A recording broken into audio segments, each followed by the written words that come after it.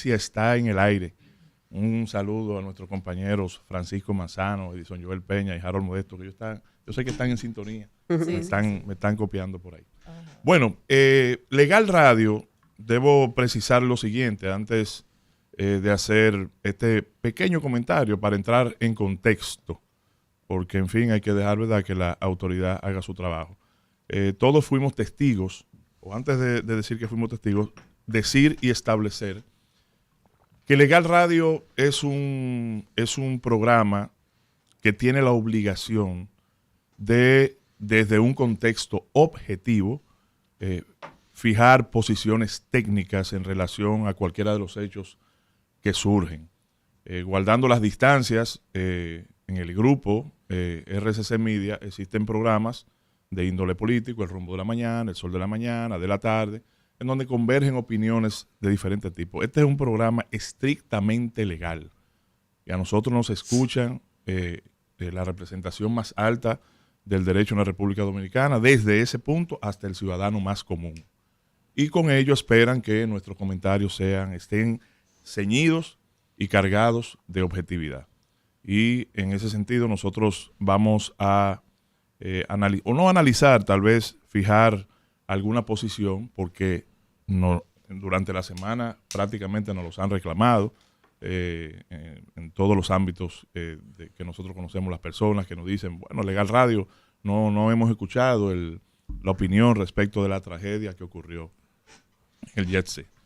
Yo debo decir primero lo siguiente: hay un hecho que se ha producido en donde se ha afectado la vida de 235 personas, y con ello afectación familiar, y vamos a hablar un poquito más adelante de cómo pudiera identificarse la magnitud del daño cuando se habla de daños materiales, morales y perjuicios futuros.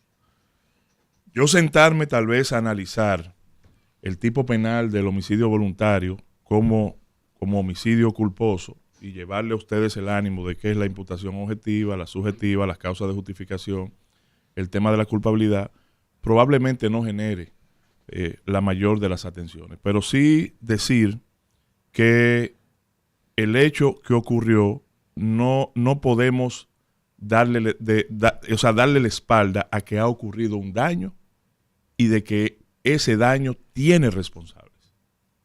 Ahora bien, a partir de ello se ha iniciado una investigación que ha sido promovida por una parte de las familias que han sido afectadas en virtud de lo que establece el 268 y siguientes del Código Procesal Penal en relación a poner en movimiento la acción pública a través de una querella. Inmediatamente las partes ponen en movimiento la acción pública a través de la querella, pasan a ser parte integral del proceso de investigación. Es decir, el Ministerio Público está en la obligación de iniciar la investigación de la mano de esos querellantes y actores civiles que se han constituido. Que usted me diga, bueno, han sido afectadas 235 familias y solamente han presentado algunas 10 querellas, diría yo, 9. Un porcentaje bastante bajo de lo que ocurrió. Hay que ver qué está pasando. Sin embargo, están ahí y el Ministerio Público está en la obligación de investigar. Corrió hace 2 o 3 días de la posibilidad del arresto del señor don Antonio Espaillat, pero eso se diluyó durante la semana. Supuestamente fue rodeada la casa y por diferentes razones, no sabemos, pues entonces el arresto no se ejecutó. Hay un tema con esa situación, y es que la gravedad del daño es innegable. Sin embargo, la sanción por la falta es solamente, por ejemplo, en investigaciones de este tipo, 2 años. Sin embargo, hay una presión social importante porque a otros casos se le ha dado un tratamiento y la población exige un tratamiento igual a este caso, máxime si hay un daño tan profuso como el que ha ocurrido.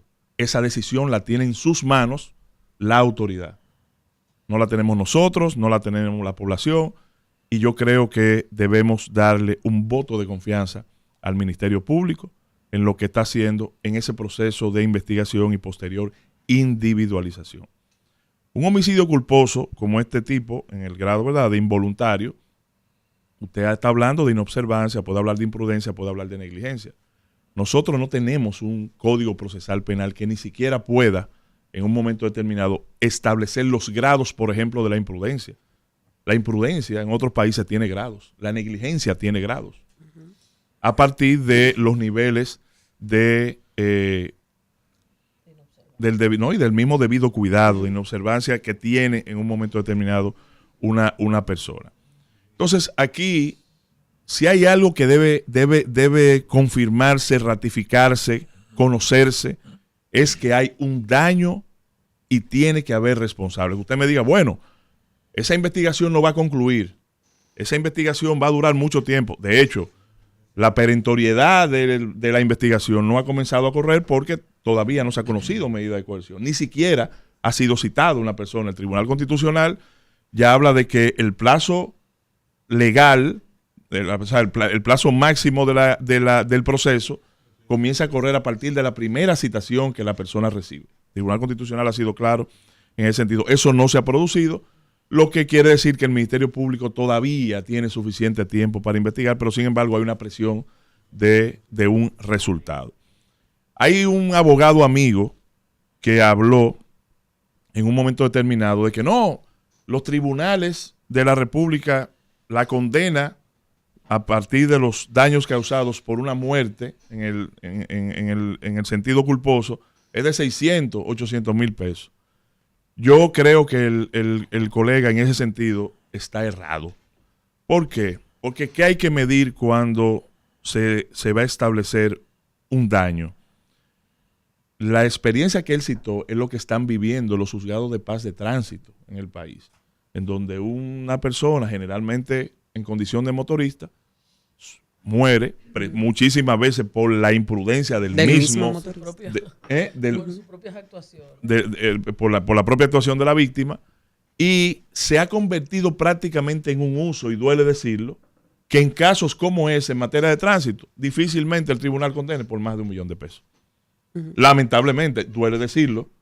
¿Por qué? Porque se ha convertido, bueno, un motorista vale menos de $1 millón en este país. Eso usted lo escucha, y eso duele decirlo porque cada caso es individual, cada caso es particular. Y si yo le pongo un mote, le pongo un nombre, bueno, que hay personas que valen más que otras. No, en el sentido humano no. Ahora, hay daños que son más extensivos que otros. Hay daños que son más grandes que otros.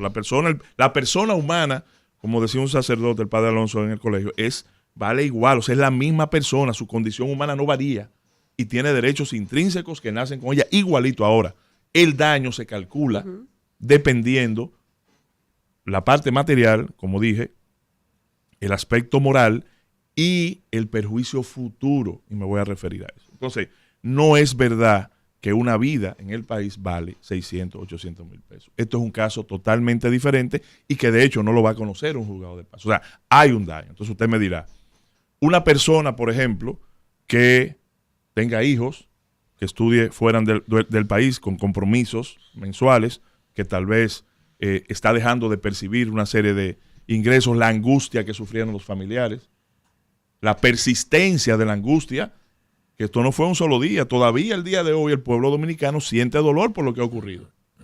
Yo evito pasar por la Independencia frente a la cervecería, porque es una renovación del dolor. Entonces, por ahí anda el tema. Entonces, en principio usted dirá, ¿quiénes son los responsables? Yo entiendo, y ya tocando un poquito las interioridades del caso, que aquí hay muchas personas mal intencionadas que tratan de pescar en río revuelto.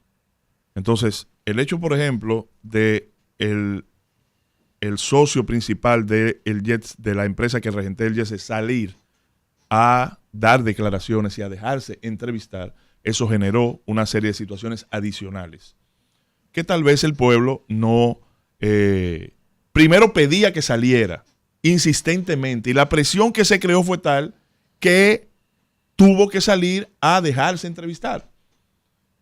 Particularmente como abogado, yo me hubiese quedado en una declaración pública.